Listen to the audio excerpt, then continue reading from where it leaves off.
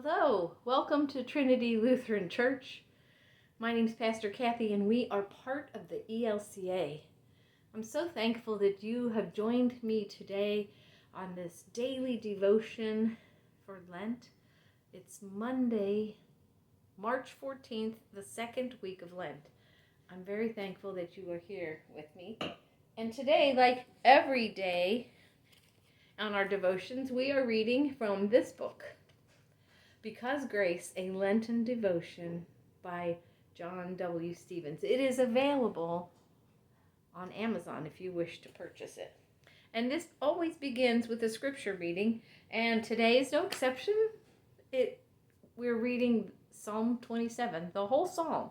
This was the psalm in the lectionary yesterday, but I'm reading this from the Amplified Bible today. Thanks for being here with me. I'm so thankful. The Lord is my light and my salvation. Whom shall I fear or dread? The Lord is the refuge and stronghold of my life. Of whom shall I be afraid? When the wicked, even my enemies and my foes, came upon me to eat up my flesh, they stumbled and fell. Though a host encamp against me, my heart shall not fear. Though war arise against me, even then in this will I be confident. One thing have I asked of the Lord, that will I seek, inquire for, and insistently require, that I may dwell in the house of the Lord all the days of my life, to behold and gaze upon the beauty, the sweet attractiveness, and the delightful loveliness of the Lord, and to meditate, consider, and inquire in his temple. For in the day of trouble he will hide me in his shelter. In the secret place of his tent will he hide me. He will set me high upon a rock. And now shall my head be lifted up above my enemies round about me. In his tent I will offer sacrifices and shouting of joy. I will sing, yes, I will sing to the Lord. Hear, O Lord, and when I cry aloud, and have mercy and be gracious to me and answer me. You have said, seek my face, inquire for and require my presence as your vital need. My heart says to you, your face, your presence, Lord, will I seek, inquire for, and require of necessity and on the authority of your word. Hide not your face from me. Turn not your servant away in anger. You who have been my help, cast me not off, neither forsake me, O God of my salvation.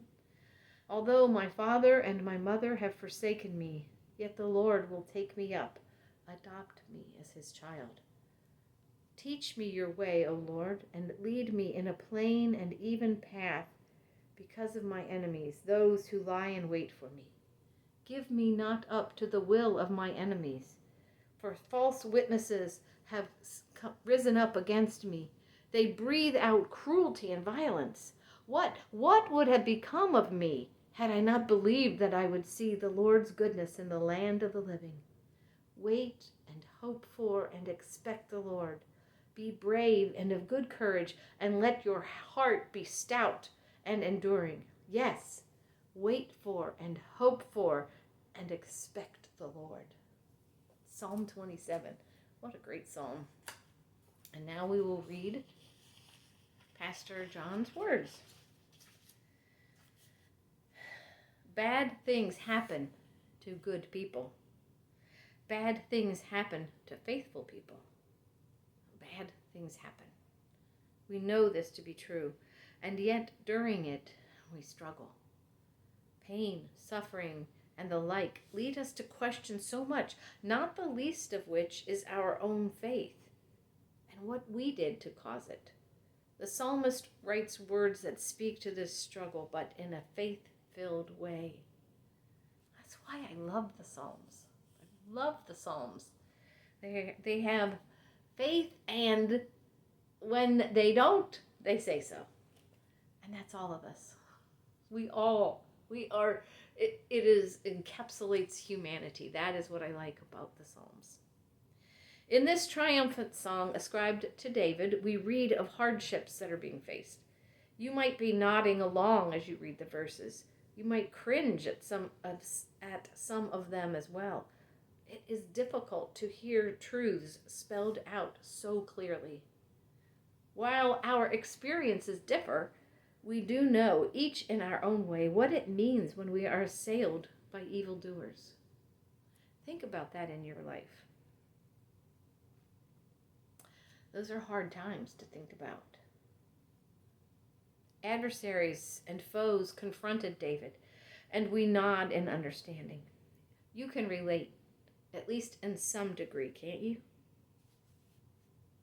The question isn't, what have I done? No, it is a different question altogether. It is a question based in trust and faith. Whom shall I fear? Or no one. The answer is no one. Or of whom shall I be afraid? When God walks with you, no one. The psalm ends with what I consider some of the most beautiful words in Scripture. Wait for the Lord. Be strong, and let your heart take courage. Wait for the Lord. What do you fear? Write about it. Give it up to God. Those are 3 little sentences that have so much power behind them. I hope that you do listen to them and act on that.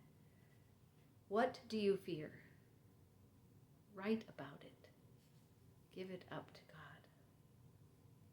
3 little sentences, very great power behind them. I encourage you to do that writing. And we end each day with the poem prayer that he has written. My heart is closed off. The key has been thrown away. Grace finds a way in. My heart is weary. The world presses down on it. Grace brings buoyancy. God's heart knows our pain. The cross reveals this to us. God's grace knows no bounds. No bounds at all. What a beautiful thought. Grace knows no bounds, no matter who you are, no matter what you've done. Grace knows no bounds. Blessings to you this day. I hope you will join me here tomorrow again. Blessings.